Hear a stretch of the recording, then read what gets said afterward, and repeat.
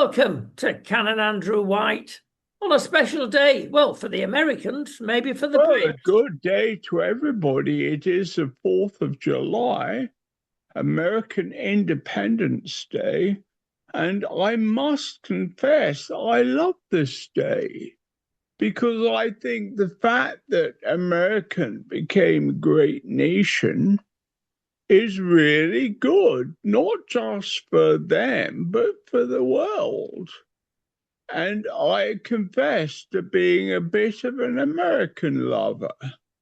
So I always commemorate the 4th of July. I loved it when I was over at my American home, Bethel Redding, when we had just a whole day of festivities. And so, with all my American friends, I want to celebrate the 4th of July. There you go. I've just been watching actually something that's been sent over to me from Texas about the great American dream.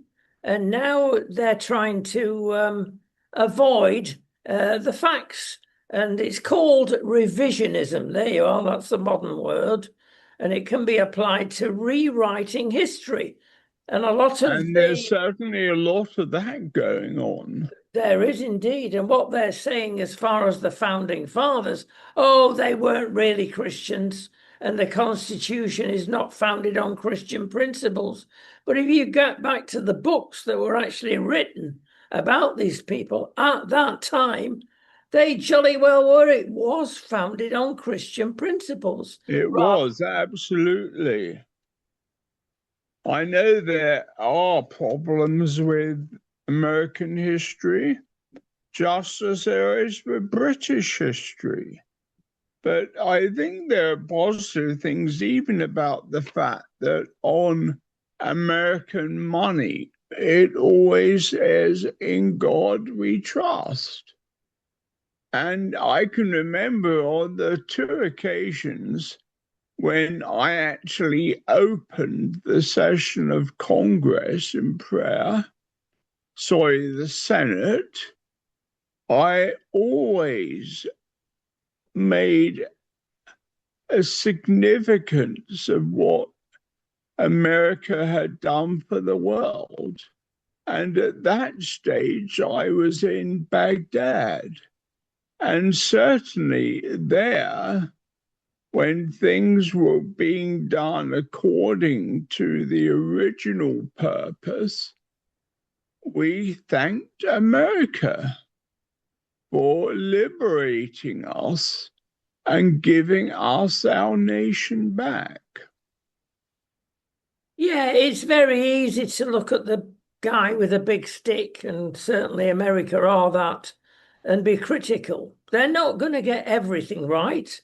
I mean, one thing you look back at history and see, I suppose they were the worst offenders for slavery. It carried on internally and externally for donkey's years. But we learned it from them as well. Everything that America does today, we do tomorrow, of course.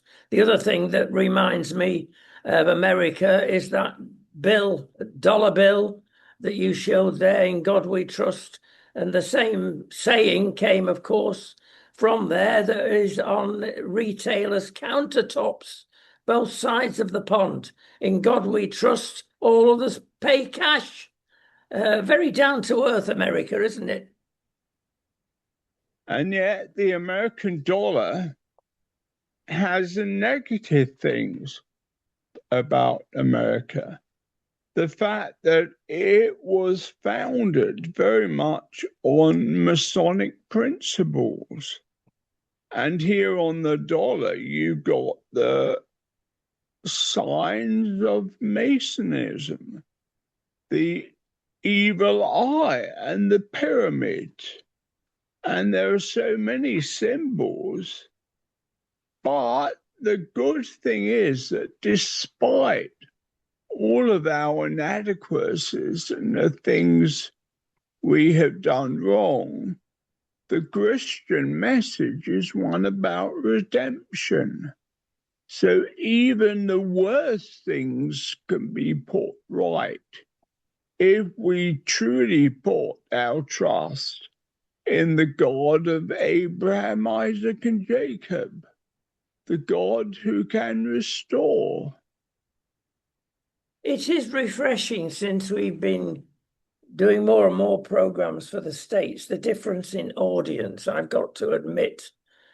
There's a lot more Christians over in America than there are in the distribution. I'm not talking about absolute numbers, percentage-wise, than there are in the West, and especially the United Kingdom. It's easy to feel at home there. It is, and I love it. And yes, the church might have its problems, as it does everywhere, but at least people do turn up in their masses. It's important, this actually, that they do things differently. I was talking to one of our partners in Texas yesterday, and they were saying when they go to church, it's like going to a show in one sense, because there's even merchandising there. You have to walk through desks of T-shirts, books, and it's a money-making business. And I thought, oh golly, is this like the temple that Jesus turned over the tables? But every single Sunday, most people do actually take pride in the way they even look. Because you don't just go to church with your rags on. Mind you, that in a lot of the really good charismatic churches, sadly, they are really also rag churches. They don't care what they turn up in. There must be a lesson in that somewhere along the line. But it is different, Andrew, and they like their meals on a Sunday. And it's important, the meal thing, isn't it, as it is in the Middle East? When we meet, we eat. Politics, business, worship has often got food at the center, just as in Jesus' day. What about the grace before meals? That seems to have fallen out of fashion. Is it important? I must admit, I see the grace, the blessing at the end of the meal even more important, partly because of my Jewish influence. And in Judaism, you always begin by purifying yourself, by washing your hands properly. But the blessing, blessed art thou, Lord God, King of the universe, who have brought forth this food from the earth. And that became central to my whole ministry in the Middle East. And I still use that prayer now. And of course, it gives you time to assess the cook, doesn't it? If it's a lousy meal, you've still got to give thanks. You still give thanks to God for at least allowing it to come forth from the earth. Indeed.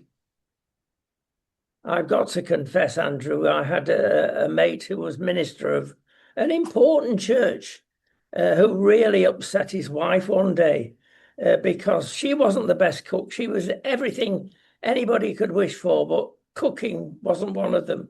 And he had the temerity on one occasion to take the plate off the table and then bless everything that's on this table, Lord. And I won't tell you what was thrown at him, but it was substantial. Kindness is so essential in life. I used to know a great man who lived on a very fine Christian estate. And every morning he used to say to his little girls, remember kindness. And I used to also say those same words to my little children at church. And I had a huge Sunday school.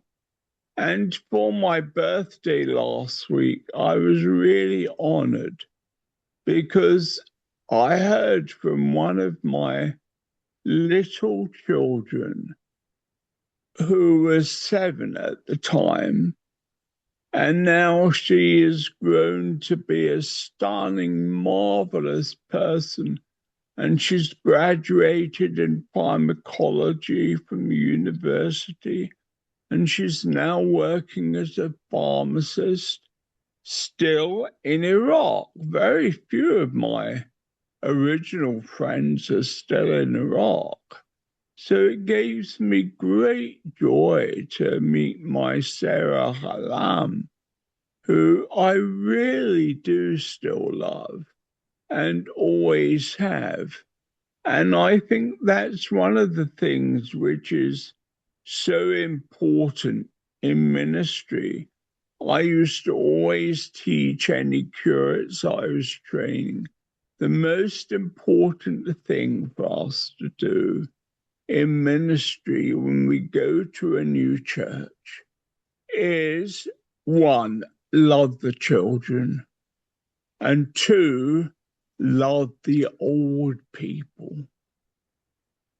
And in between those two loves, everything falls in place. That's a good point. Another good point, of course, as you mentioned, and which happens in a lot of cases, people get educated to the highest standards in medical terms in Britain and in America, and they like the lifestyle, many of them, and stay. Others go back to their country of origin because it is a world of surface. It's not a world of just getting the best out of it. Exactly. And I really thank God that throughout all of my ministry, I was always able to combine healthcare with worship. In the church in Iraq, we had a very big clinic. We did really innovative work as well. We started the first stem cell treatment for MS, and I was one of the first patients. And for me, whilst I was having it, it kept me functioning incredibly well. I was walking for 7 years whilst I was on that treatment. And so it's very good to think of the holistic work of the mission of God's church. And we look again at Yeshua HaMashiach, Jesus the Messiah, who is also Jesus the great physician and Jesus the healer. And I think we need to continue looking at a holistic form of ministry. Thank you, Andrew. We've covered some territory there, but we finish by saying congratulations to the US, and we wish them another 250 years. We love you, America, and may you remain trusting in God. Goodbye, my friends.